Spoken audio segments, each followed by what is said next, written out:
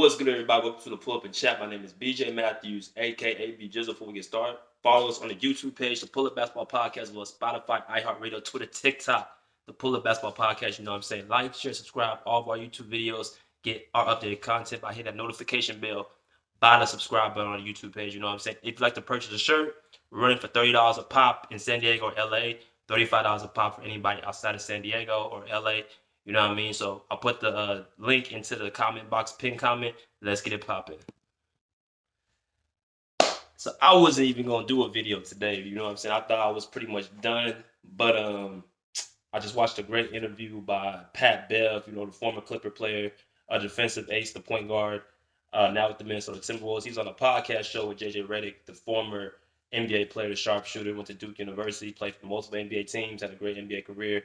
JJ Redick has a podcast now out with a co-host. I don't remember his name. God forgive me, but they have a great podcast. You know, as far as basketball, probably the top one on YouTube right now, or podcast period. But watching that interview really opened my eyes to a lot of things with Pat Bev. First of all, Pat Bev, all respect, he has a very, very high IQ, and he can really talk about basketball. Like I can listen to him all day.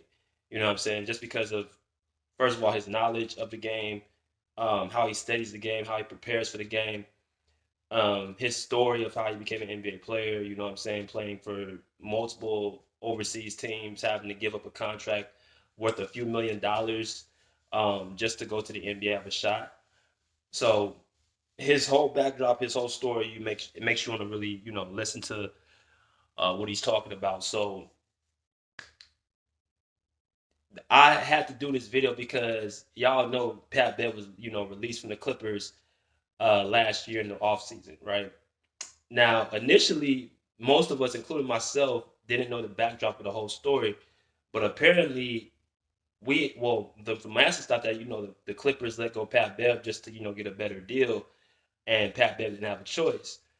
But now that it's been revealed that Pat Bev said that he actually requested a trade from the Clippers in the offseason. Reason why? Because most times it has to do with money. So the Clippers, after the playoff series, they lost to Phoenix Suns in the conference finals. It was time for negotiation. You know what I'm saying? Everybody goes to negotiation after the season. If your contract is up, like any job. So it's time for Pat Bev to negotiate a new deal. So in his words verbatim, he felt like the Clippers were gonna give him a deal worth his worth. You know what I mean? Because he's been there for a number of years. They built a culture with the Clippers. So the GM of the team, Lawrence Frank, came to him and he felt like Pat Bev felt like the deal was too low for him to accept. They had some words. I guess I don't know if it was over the phone or in person, but Pat Bev basically just like, you know what, I can't accept this deal because this is not worth my contract. This is not worth who I am. So you're going to trade me. Now that really shocked me because I was like, man, I wish we could have kept Pat Bev on the team, but I guess they try to find a new way to get a point guard. That's what most of us thought. Like the Clippers need a point guard. They let go of Rondo. He didn't work out, and so they got Eric Bledsoe. But now it's revealed that Pat Bev wanted to leave. So I want to get a little bit deeper into it. So a couple things from that podcast I took. First of all, Pat Bev spoke about, you guys got to know something about Pat Bev. He said something very interesting. He said that the culture of a player is as important as, looking at a stat sheet and thinking that's a good player, like based by numbers. It's based on personalities, culture, and what you bring to a team. Because we know what Pat Bev does when he comes to a team. He brings that defensive, the tenacity, the toughness, all that stuff. He got the Timberwolves right now in seventh place in the Western Conference. Now, remind you, the Timberwolves have not been even close to the playoffs in the last 2-3 seasons. Even with Karl-Anthony Towns, even with Anthony Edwards last year. I think D'Angelo Russell, I don't know if he came last year or not, but they haven't had no success. And Pat Bev is the main difference, adding him to the team. So when he first got to the Timberwolves, he basically had, conversations with the players and said, we have a talented team that just haven't really won nothing. And I think that's one thing people don't give Pat Bev a lot of credit for. Everywhere he's been, he's won. or he's at least been has success when it comes to winning. You talk about the Houston Rockets. He's been to the conference finals with them. The Clippers, he built a culture with them, taking Kevin Durant to 6 games. They went to the conference finals last year with the Clippers. Now with this Timberwolves team, he has them in the playoff hunt for like the first time in a number of years. So his impact is so strong that he's actually making these teams better. But if you look at the box score, you would have noticed that. You would think Pat Bev was just whatever guy, but he's a strong presence in the locker room, and you need that. And only real basketball players understand how that important that is, because now that I watch the Timberwolves, they seem to play with a more um, sense of accountability, and they understand like what's at stake, how to conduct themselves. And that's through Pat Bev's leadership and mentorship. Of Anthony Edwards, Carlton Towns, D'Angelo Russell, he just brought that tenacity to that team and that mindset. So it was actually painful to see him. He was actually painful to see him lead that for the Clippers, because, like it or not, Pat Bev was the leader of that team. When I say leader, I mean vocal leader. He was the guy that's in the huddles, timeouts, mostly doing the talking and leading his troops. And once we let him go, then that kind of like really derailed that team. The Clippers are still, that in my opinion, they'll still win the whole thing if everybody's healthy. But Pat Bev, when we lost him, it's like you lose that voice in the locker room. So that's one thing that people don't give Pat Bev that credit. Number two, if he's saying that he left because of money, I completely get why. Because like again, he was responsible for the culture with the Clippers. With with Lou and Montrezl Harrell and all those guys before Kawhi, PG came there and stuff like that. So he felt like he deserved a good amount of money, a good cut. So you're gonna go where the money at. Now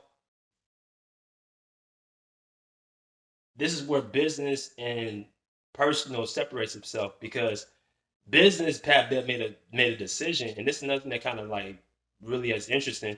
He still has a relationship with the Clippers players. Y'all saw him about a couple weeks before All-Star break. He was at the Clippers game against the Rockets, supporting the Clippers team, even though he's on the Timberwolves, and he's actually still in communication with a lot of those players. If Viska Zubac, he had his jersey on, he's still in communication with him. He says he talks to him after every single game. The rest of the players, Lawrence Frank, he said yes, he's still cool with Lawrence Frank. Ty Lue, he loves Ty Lue. He loves all of his teammates. But the one guy that I don't think people would expect him to be as close with, he said he was close to, is Kawhi Leonard. Because everybody in the media seems to make Kawhi Leonard he doesn't have no relationship. He's not a leader. He doesn't talk.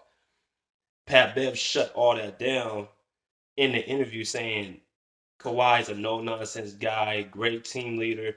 Um, you want to be around because he's about business and you know great culture builder. But you would listen to the media, it's like, oh, he don't talk, he's not a leader. People connect leadership to always talking, when really leadership is about if your guys are going to follow you, if they follow your lead, and are you able to change the culture in that organization. So yeah, you might not see Kawhi Leonard, be mouthing at the wounds, but he is a person that team connects to. But that's the beside his point.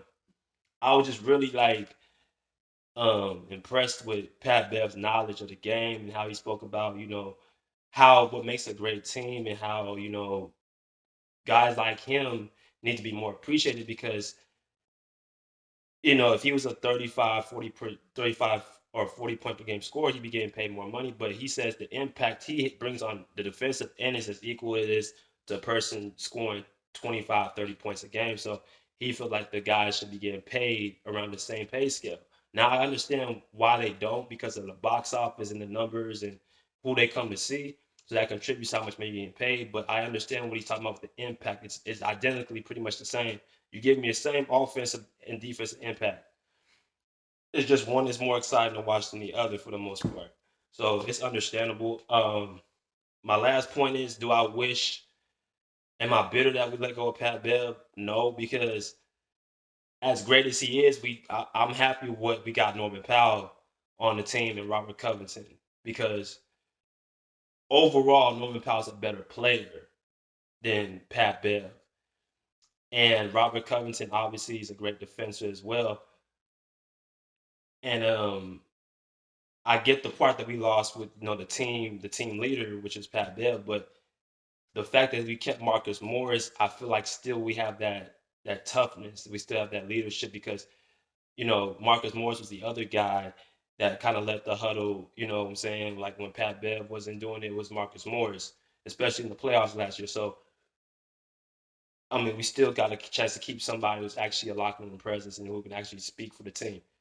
But great interview. You know what I'm saying? JJ Reddy did a great job with this podcast interview. Probably the best one I've seen so far. I had to do this video because, I mean, I just couldn't hold off another day. So let me know what y'all think. Do y'all feel like we should have let go of Pat Bev? Do y'all think the Clippers made a mistake?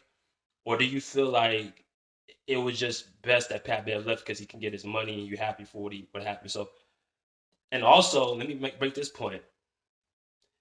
There's a possibility that these two can meet up in the first playing game because the Timberwolves and the Clippers are going to be in the 7th and 8th spot right now. So they might meet up in the playing game. So this could be a situation where it could bite them back in the butt if, the Timberwolves end up beating them in the first playing game. So, we'll see what happens. Certain things are just destined to be. And, it is what it is. It's going to be exciting playoffs. But let me know what y'all think. Continue to follow us on the YouTube page, the Pull Up Basketball Podcast, Spotify, Iheartradio, Twitter, TikTok. Pull up a seat, pull up a chair, pull up. Peace. I didn't like swimwear.